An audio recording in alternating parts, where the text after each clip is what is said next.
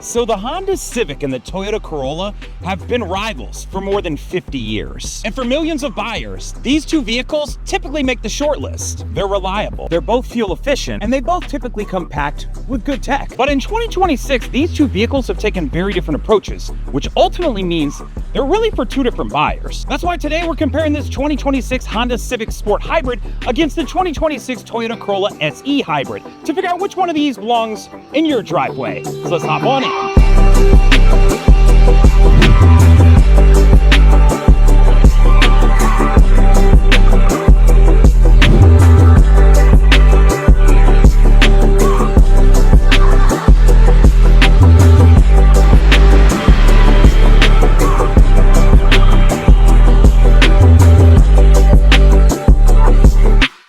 So where better to start than talking about what's underneath the hood? So let me pull you on in here.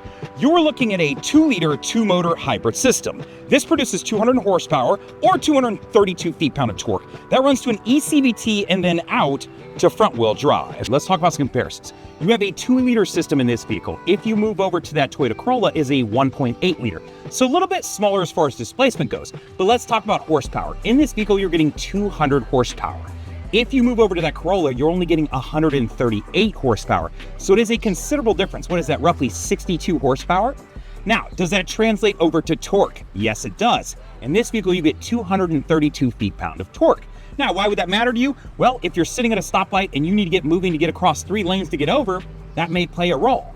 This vehicle puts out the 232. In comparison, that Toyota Corolla is going to put out 156. So that's the difference of 70 to 80 feet-pound of torque. All right, so I'm up at the front of the car for 2 different reasons. The first is I want to give you an opportunity to see what the front fascia of the vehicle looks like. It's not a bad look. It's got some decent lines. But while we're here, I want to talk to you about 0 to 60 times. This car goes from 0 to 60 in roughly 6.2 seconds, right? Now, if you move over to that Corolla, less horsepower, less torque, you're then looking at roughly 9 seconds. So just something to keep in mind in case that category happens to matter to you. All right, so I'm down on the ground for a couple reasons. The first is I wanted to give you an opportunity to see what the 18-inch alloy wheel that comes on the Sport Hybrid looks like. This is not a bad look, but while I'm down here, I want to talk to you about MPGs. So this vehicle goes 50 in the city and 47 on the highway. So we're talking about some good MPGs. Now, the Corolla, since it has less horsepower and less torque, does that translate over into maybe better MPGs? The answer is no. It's actually 50 in the city, but it's 43 on the highway. So if you're looking for the car with better horsepower and better torque and better MPGs, the Civic is actually it. Now, both these vehicles have excellent MPGs, let's be honest. Even at 43 to 47, not a big deal. But let's talk about gas tank size, because that may play a role for you too, depending on how you're going to use the vehicle. So this vehicle, the Civic, offers a 10.6 gallon tank.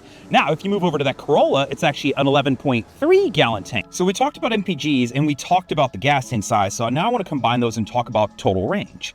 So in the Honda Civic Hybrid, you're going to get 510 miles of total range. It's fantastic. You can go on a long road trip and really enjoy that.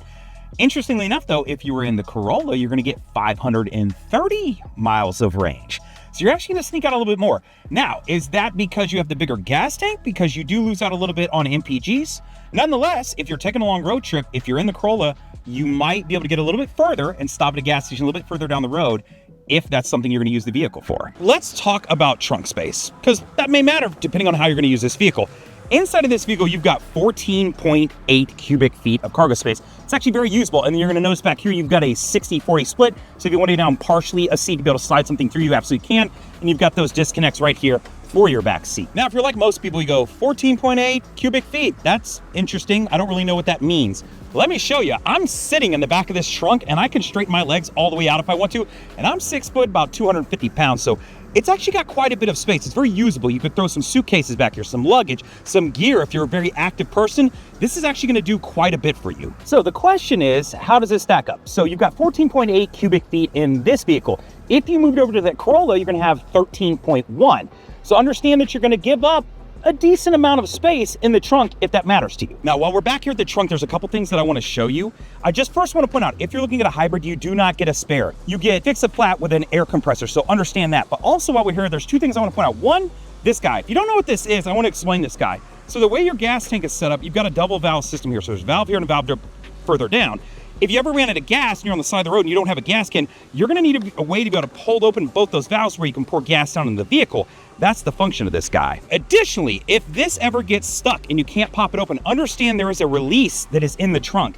You look up here in the corner, there's a little tab you can pull to help pop that sucker open. Now, if you like learning about cool tricks like that, I just made a video of the top 3 settings that I would change on the Civic. So feel free to check that out. I'll throw the link down in the description. So let's talk about rear leg space in this vehicle. So in the back of this vehicle, you've got 37.4 inches of leg space. What does that mean? So I have this seat pushed all the way back. I'm 6 foot, 250 pounds. So what does that mean? It means you could put a 6-footer behind a 6-footer in this vehicle and be just fine, right? You've got decent leg space. Now, if you move over to that Toyota Corolla, you're then going down to 34.8 inches. So you're gonna lose about 3 inches. So does that mean you can put a 6-footer behind a 6-footer? Maybe, but it probably means it's gonna be considerably tighter. So if back row leg space is important to you because you're gonna have back row passengers, I would keep that in mind. While we're back here, I just wanna point out the materials. You've got a cloth black here, and then you've got a leather down the middle. So understand it's a hybrid as far as the materials go. Additionally, back here, I just wanna point out that you're not gonna find USBs or air vents in the back of this car. So kind of a bummer. I wish that at the very least it had air vents, but for the size of this car, you do have a huge air vent up there, and it does push air back here, but for people like me that live in Texas, it'd be nice to have the air vents here. So let's talk about front row leg space. So in the front of this vehicle, you've got 42.3 inches of leg space. So let's look at that. So I pushed this seat all the way back, right, to show you in the back seat. Now I'm up at the front. So you can see when I'm sitting here as a 6-footer, I've got a good another, I don't know, 8-9 inches of additional legroom. So if you're a taller guy or a taller girl, you're gonna be just fine inside of this vehicle. Now, if you're a wider person, like I said, I'm 250, I'm not a little person, I fit in the seat nicely. I can feel the bolsters on the side of me, but it's not like I feel like I'm too big for the seat or anything of that nature. Now, when it comes to a front row leg space comparison, 42.3 inches inside of this vehicle. If you move over to the Corolla, you're at 42 inches. So it's the difference of less than half of an inch. So at this point, I'd almost call it a tie, but technically the Civic is just a little bit bigger. So let's take a second to talk about the tech inside of the vehicle. So inside of this Sport Hybrid, you're gonna have a 7-inch screen. So I want you to understand that. Now, it does offer Apple CarPlay and Android Auto. However, they are going to be a wired connection. If you want that wireless setup, you're gonna have to climb all the way up to, I want to say, the very top trim. And then additionally, as far as like a phone charger, you're not going to find one inside of this vehicle. Now, related to Apple CarPlay and Android Auto, 2 different things. One, in that tips video that I just mentioned a second ago when I was in the trunk, I actually go over some really cool things that you can do as far as custom actions and how to customize this. So if you want to learn how to set up a custom action where it immediately directs you to a spot or it'll immediately call a person for you, I'll walk you through that. Additionally, if you find yourself currently in a vehicle that offers wired CarPlay or wired Android Auto and you wish that you could set it up wirelessly, know that I'm doing a giveaway for an adapter. This adapter is made by Zen. Tested it out. You can check out the video on it. Exactly what it does is what I'm describing. It makes wired, wireless CarPlay. So if you want to win that, head on over to my Instagram account. All you've got to do is follow me and then leave a comment on that specific post, letting me know what your favorite song to listen to is when you're driving. While we're here, I want to talk to you about audio systems. So inside of this specific trim, you're going to have a 8-speaker system that's getting 180 watts. Understand if you drop down to some of those base models, you're looking at roughly 160 watts in a 4-speaker system, or if you climb to that very top end model, then you're looking at a Bose speaker system that I want to say is around the like 300 watts. Now, if you move over to that Corolla, I believe you're going to be looking at a 6-speaker system around 160 watts. So not a huge difference, but maybe a little bit better inside of the Civic. Now I want to talk to you about real world driving. So this vehicle is only offered in 2-wheel drive, which is front wheel drive.